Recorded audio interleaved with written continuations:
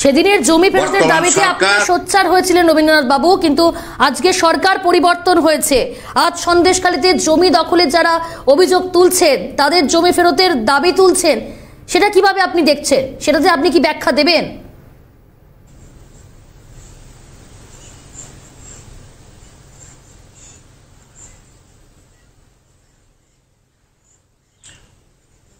হ্যাঁ, কিছু দেয়া যায়। আমার যেটুকুন ধারণা, যেটুকুন অভিজ্ঞতা, এই যেন মনে হচ্ছে যে সন্দেশখালীতে এই সরকারের পতনের সুর বেজে উঠেছে।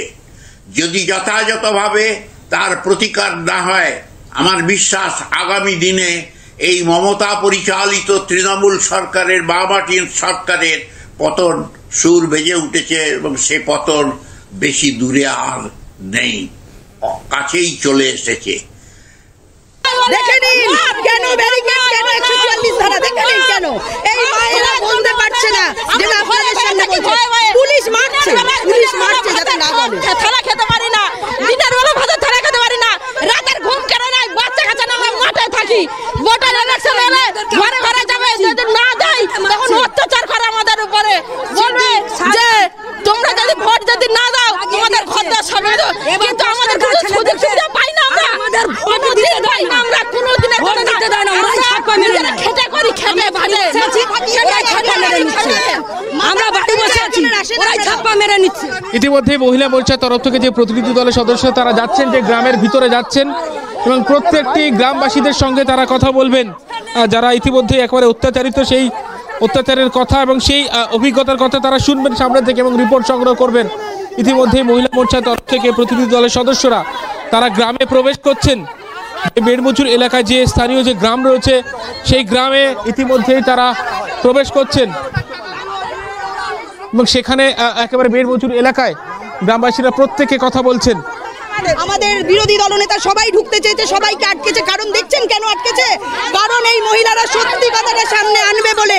কিভাবে অত্যাচার করেছে সামনে আছে, যাদের মাথা ফাটিয়ে দিয়েছে, এদের গাছে বেঁধে পিটিয়েছে, আর যারা ইনোসেন্ট, যারা পরীক্ষা দিচ্ছে তাদেরকে তুলে নিয়ে যাচ্ছে এদের মুখ বন্ধ করার জন্য। কি করবেন? আর আমরা এর বিরুদ্ধে আমরা কোর্টে যাব।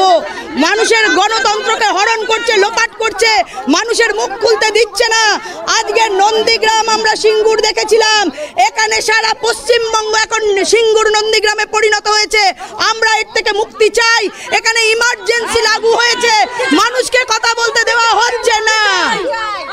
আমরা একেবারে মহিলা মোর্চার যিনি সভানেত্রী তিনি যাচ্ছেন, গ্রামে প্রবেশ করছেন এবং গ্রামে প্রবেশ করে এইভাবে গ্রামের যারা মহিলারা রয়েছেন প্রত্যেকের সঙ্গে কথা বলবেন। প্রত্যেকের উপরে যেভাবে অত্যাচার চালানো হয়েছে সেই অত্যাচারের কথা সবিস্তারে তাদের কাছ থেকে জানতে চাইবেন।